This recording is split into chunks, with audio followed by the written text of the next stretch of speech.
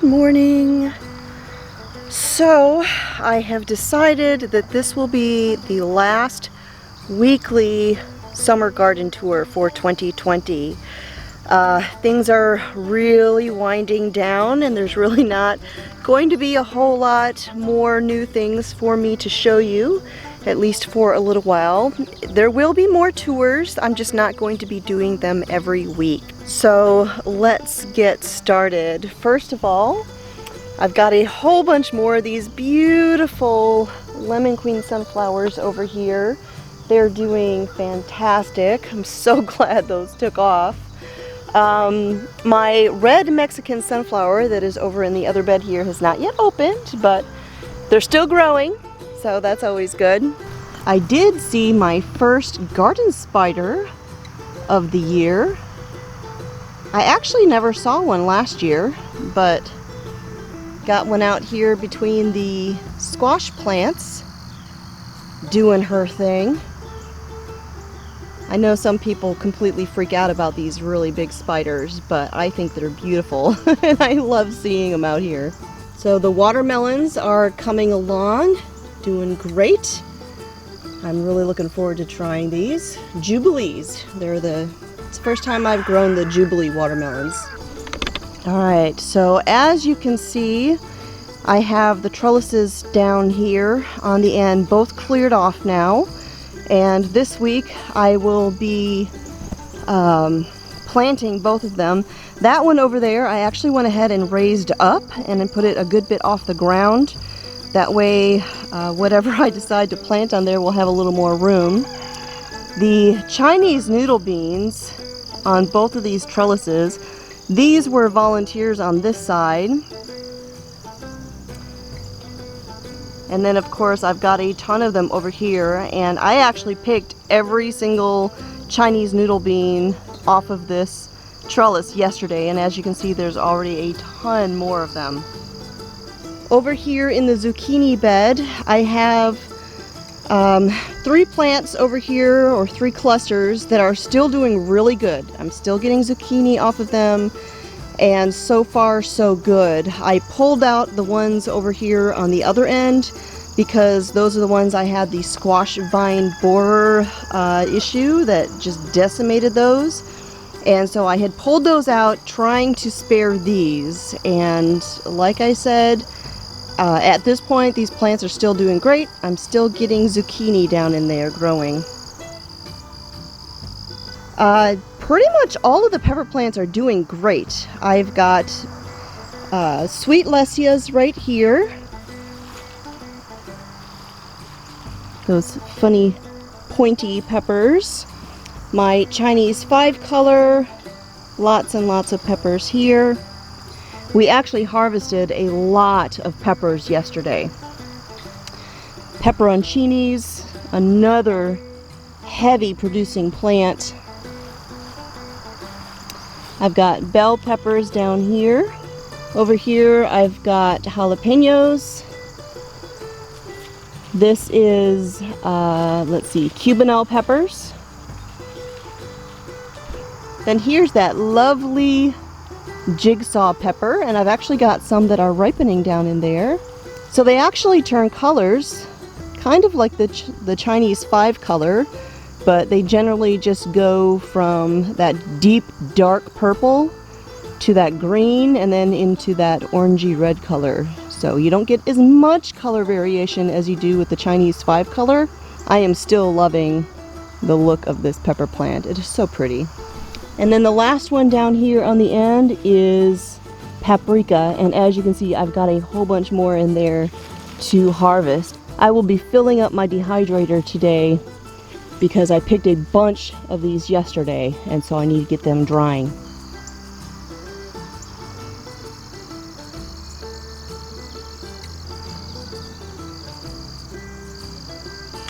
Here's those queen lime orange zinnias. These things are so pretty. My giant Mongolian sunflowers, these ones here are, well, before they drooped over, they were probably about 12 feet tall. They're just such tall, beautiful sunflowers. And of course now they're leaning over and they're getting heavy. and filling up with developed seeds. So far the birds haven't really been hitting them, I think mainly because they're turned upside down and hanging down at the ground the way they are. But I am going to at least try and save a couple of these heads, which means I need to wrap them with some tulle or netting and protect them from the birds, just in case, and then dry them. My little garden buddies in here.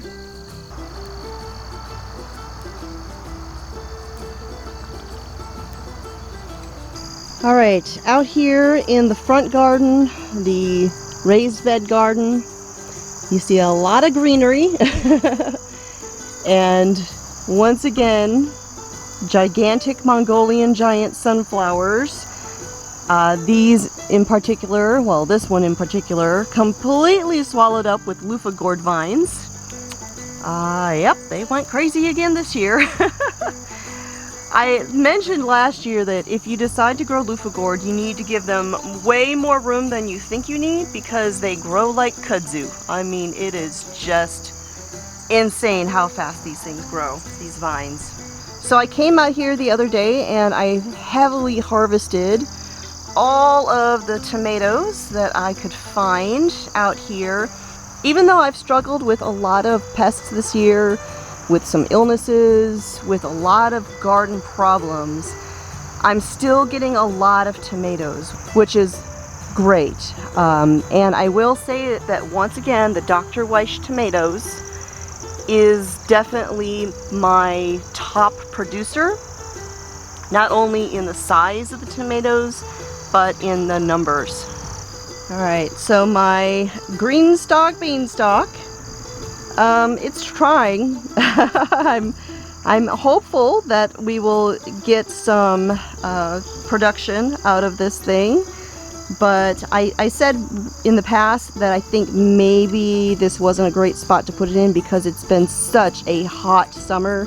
Maybe I should have put it in a spot that was a little more sheltered, and yeah, so fingers are crossed that we'll get something out of that. We'll have to wait and see. Here I've got some more beautiful sunflowers that are in full display, and a lovely sight when I look out into the garden. Down in here we've got several more pepper plants. I do have another jigsaw pepper down here that did okay. The one out in the other garden was definitely the best as far as the way it grew, the way it thrived, and but even this one, with its puny size, it's still pretty. Got lots of peppers down in here. We've got the cucumbers that are still going all over the place, still forming blossoms. I mean, it looks like a flowering vine as opposed to cucumbers.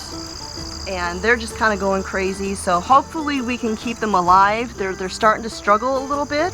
They're still producing, but they are struggling a little bit. So hopefully they'll continue to make it and continue to provide us with more cucumbers as the season progresses. So this bed in here is just overflowing with flowers. The angel face snapdragons have begun flowering again. They had a little bit of a lull there for a bit, and then they kind of took off once again.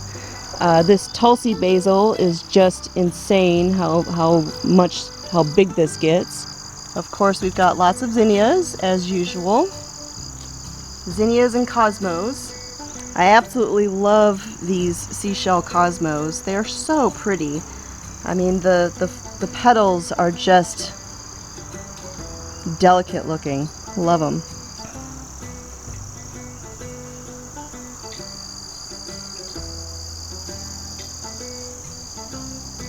More of the seashell cosmos.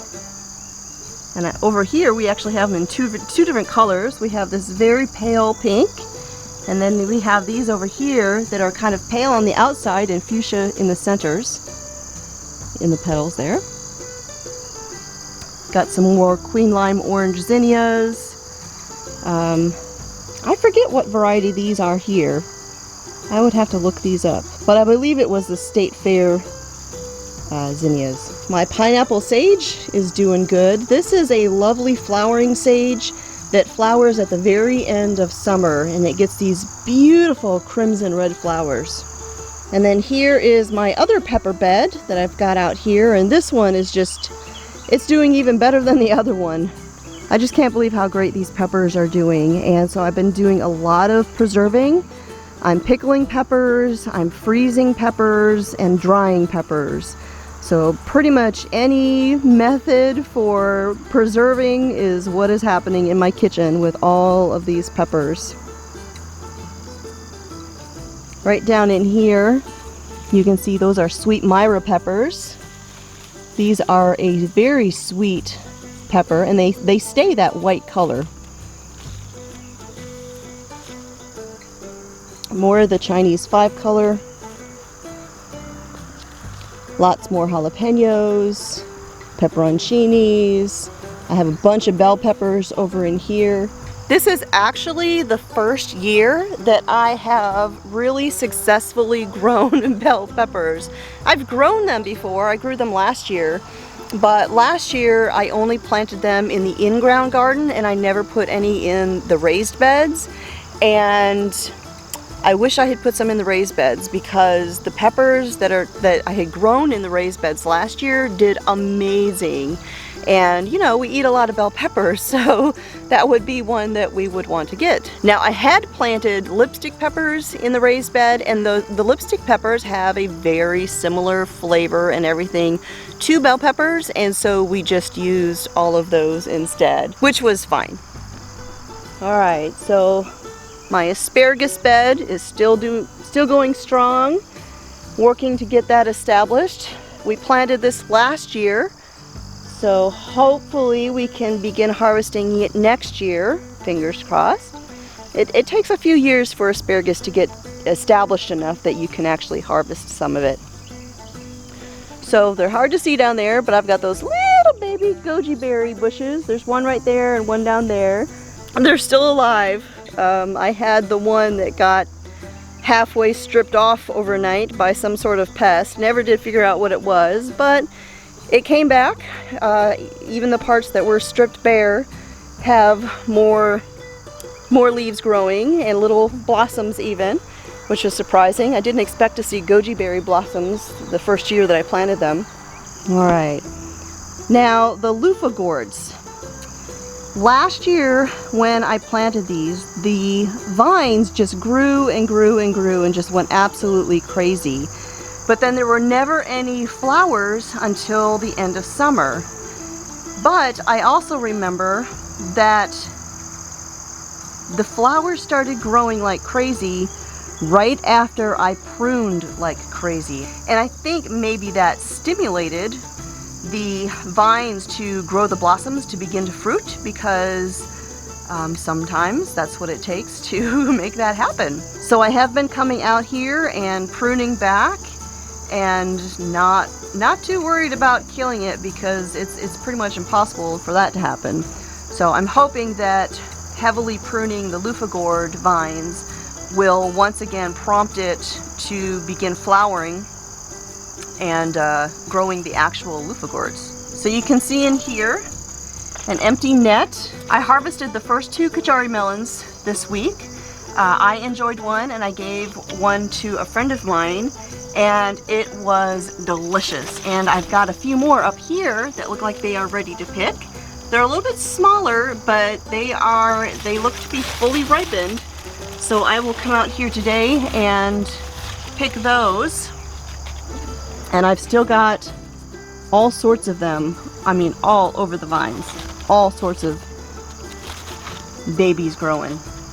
So this week I will begin planting stuff like crazy out there where I cleared out the beans and all of that. Any place that I can make space, I will begin planting things. I have some starts that I will be getting going in the house, a couple flats of seeds, things like cabbage and stuff like that. But then things like peas and some more beans, those will all be getting planted in the garden beds this week, because this is kind of the last week. I'm a little bit behind schedule, to be honest. But this is kind of like the deadline for our zone, our area, northern Alabama, as far as our estimated first frost date. So if we want to have anything growing this year, it needs to go in like this week. So that will be on the agenda to get that done, because if it doesn't happen this week, it isn't going to happen. So it has been a great garden season, summer season. Like I said, we did struggle insanely with the pests. We had a non-existent winter last year, so the pest pressure was atrocious. And surprisingly, there was one thing that I did not have, not once, at least so far, this year, and that is tomato hornworms. I cannot believe that I have not had any tomato hornworms. I've had everything else you can imagine, except those. And to be honest, I would almost rather have those than some of the other pests that I dealt with, because tomato hornworms, you usually don't have them by the hundreds, and you can come out at night with that black light flashlight and you can find them easily and remove them from your garden. But all the rest of the pests, yeah, it was a struggle. But despite that, we still had a really good garden season, and I'm once again very happy with how it went, struggles and all, because the struggles, the hardships, the blood, sweat, and tears, that makes it all worth it. So thanks for joining me here for this week's garden tour. Again, this will be the final weekly tour, but not the final tour of 2020. I will have more throughout the rest of the year, just not on a weekly basis. And I am going to sit down and do another video, kind of a recap of the season, and talk about some of the mistakes I made this year that I will hopefully learn from and not make again in the future. So thanks again for coming out into the garden with me and walking through and seeing how some of the things are going and what's done and what's still going strong.